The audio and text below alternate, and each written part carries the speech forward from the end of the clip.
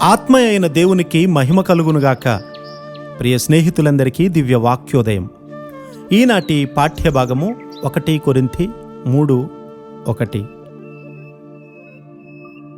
సహోదరులారా, ఆత్మ సంబంధులైన మనుషులతో మాటలాడినట్లు నేను మీతో మాటలాడలేకపోతిని.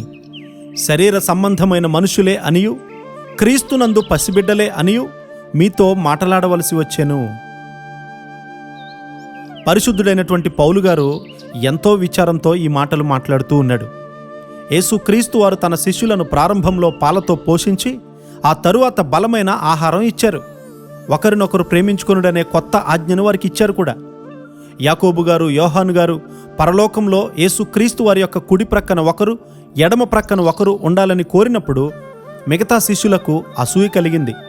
పెద్ద పీఠాలు కోరవద్దని యేసుక్రీస్తు వారు హెచ్చరించారు. క్రైస్తవ సహోదరులలో అసూయ ఉంటే ఎంతో నష్టము కలిగించిన వారు అవుతారు.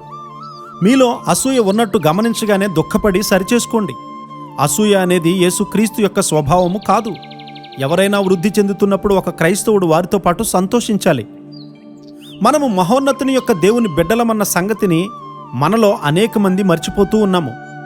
మనము దేవుని ముందు భిక్షగాళ్ల వలె కనబడుతూ ఉన్నాం. భిక్షగాళ్ళు చిన్న చిన్న బహుమానాలతో తృప్తి చెంది వెనువెంటనే దానిని మర్చిపోతారు. కొంతమంది ఇంట్లో పనిచేసేవారి వలె పరిమితితో కూడినటువంటి వేడుకోలు చేస్తారు. 3వ రకానికి చెందిన వారు కుమారులు. కుమారుడు ఇంట్లో ఏది కావాలంటే దాన్ని తీసుకుంటాడు. కుమారుడు తల్లిదండ్రులను భిక్షమడగడు. అతను అడగకముందే కుమారునికి కావలసిన దానిని ఇవ్వడానికి సిద్ధపడతారు కూడా. మన కొరకు దేవుని యొక్క సమృద్ధి అయిన జీవం ఉంది. దైవ స్వభావంతో దేవుడు నీ కొరకు వేచి ఉండగా ఇహలోక విషయాల్ని ఎందుకు అడుగుతున్నావు? దేవుడు శ్రేష్టమైన ఈవులను నీ కొరకు దాచి ఉంచి తగిన సమయంలో నీకు ఇవ్వాలని కోరుతూ ఉన్నాడు. దేవుని యొద్దకు వచ్చినప్పుడు నీ వాంఛలు వ్యత్యాసంగా ఉంటాయి. నీవు ఆత్మలో జన్మించినప్పుడు, దేవుని వాక్యంలో నిలిచి ఉన్నప్పుడు నీవు దుష్టుని జయిస్తావు. నీకు వ్యతిరేక తలంపులు ఉండవు.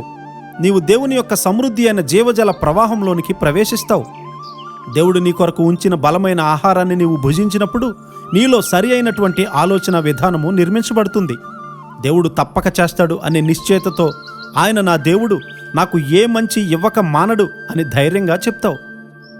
నీకై దేవుడు దాచి ఉంచినటువంటి వాటి కొరకు వెదుగుతావు. ఎంతో కష్టతరమైన స్థలాల్లో నీవు ఉండవచ్చు. అయితే అక్కడ కూడా ఆశీర్వాదకరంగా నీవు ఉంటావు.